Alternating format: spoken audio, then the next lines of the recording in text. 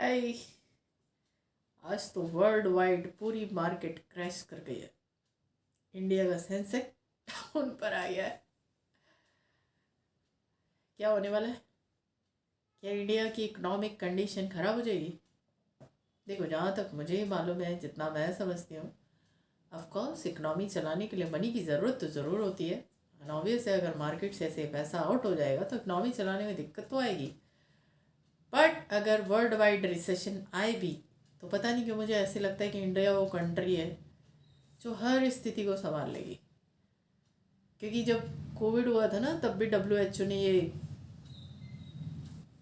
News दी थी कि अगर इंडिया में कोविड फैला तो सबसे ज़्यादा यहीं पर होगा, सबसे ज़्यादा डेथ भी यहीं पर होंगी। और 1 मंथ ये सच है, बहुत पैनिक सिचुएशन हुई भी थी 2021 अप्रैल में, अप्रैल मई में हुई भी थी। 1.5 मंथ बड़ी पैनिक सिचुएशन हुई थी। बट जितनी स्पीड से हम लोगों ने रिकवर किया था,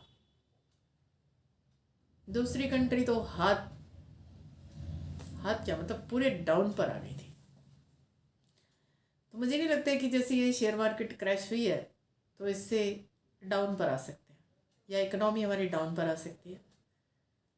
मालूम है मिस्टर डोनाल्ड ट्रम्प, क्या है ना कि उनका लास्ट टर्म है, ये 2 ही टर्म मिलते हैं ना, अब सेकेंड टर्म है।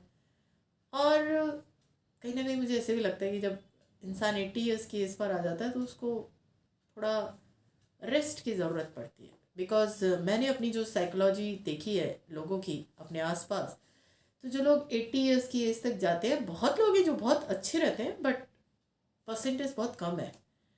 वो 80 आ गए हैं तो बस अब जाने का समय है और वो कहीं ना कहीं अंदर से हिले हुए होते हैं। तभी मिस्टर डोनाल्ड ट्रंप जो कर रहे हैं और जिससे पूरी मार्केट क्रैश हो रही है क्योंकि चाइना का टैरिफ बढ़ा रहे हो, पता नहीं, मुझे पता नहीं ऐसे क्यों लगता है कि अमेरिका की कंडीशन बड़ी ख़राब होने वाली है। क्योंकि अमेरिका उस सिचुएशन में आ जाएगा जहाँ रिसेशन आ गया तो खुद को नहीं संभाल पाएगा, बट अपनी इंडिया जो कंट्री है ना, हम तो संभाल लेंगे। क्योंकि ऑब्वियस है बिजनेसेस पर इफेक्ट आएंगे, no doubt, but agriculture country होने की वजह से ना यहाँ खाने की कमी कभी नहीं होती। और कोविड के टाइम पर जिस तरह से गवर्नमेंट ने, लोगों ने एक दूसरे को सपोर्ट किया, और ये 1965 में जब शास्त्री जी, 1965 का युद्ध था शायद, 1965 या 1971 का युद्ध था जब शास्त्री जी प्रधानमंत्री थे। मुझे युद्ध का एग्जैक्टली याद नहीं है, बट थी युद्ध की सिचुएशन और उस वक्त प्रधानमंत्री शास्त्री जी थे। तब भी इंडिया में बड़ी पैनिक सिचुएशन हो गई थी, फूड शॉर्टेज हो गई थी। तो शास्त्री जी ने बोला था कि आज से मैं सिर्फ एक वक्त खाना खाऊंगा। तब भी हमने वो सिचुएशन संभाल ली थी। अभी तो खैर वो सिचुएशन बहुत दूर दूर तक है, बट आज जैसे मार्केट क्रैश हुई है और वर्ल्ड वाइड क्रैश हुई है, तो डरने की जैसी चीज़ नहीं है। बट इससे पहले भी हुई है मार्केट क्रैश, बट इस बार इसको बहुत सीरियसली अंडरस्टैंड करने की ज़रूरत है। तो मैं बड़ा इस पर एक देखने वाली हूँ कि क्या होने वाला है। आज जो न्यूज़ में आ रहा था वो बेसिकली तो डोनाल्ड ट्रंप ने चाइना पे टैरिफ लगा दिया, इसकी वजह से मार्केट क्रैश हो रही है।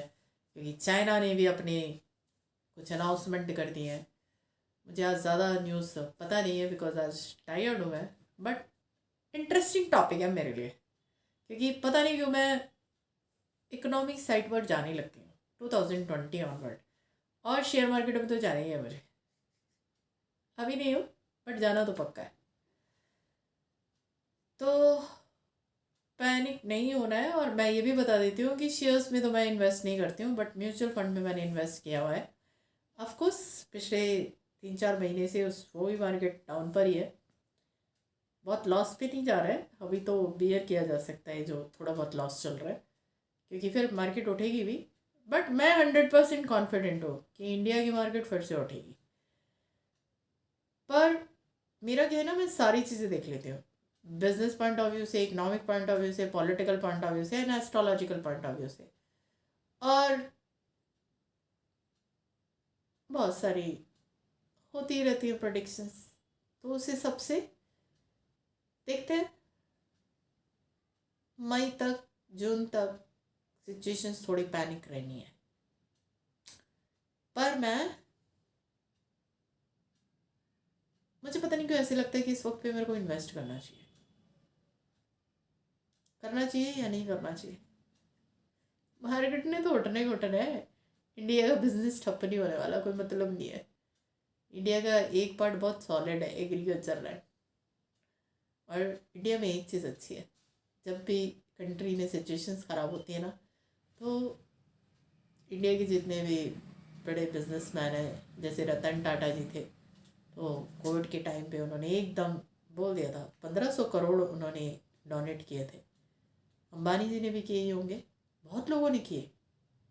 मतलब हम उस पैनिक सिचुएशन में भी अपनी कंट्री को निकाल कर ले गए, क्योंकि लाइफ टाइम में एक ही बार ऐसा आया था जब पूरी दुनिया रुक गई है।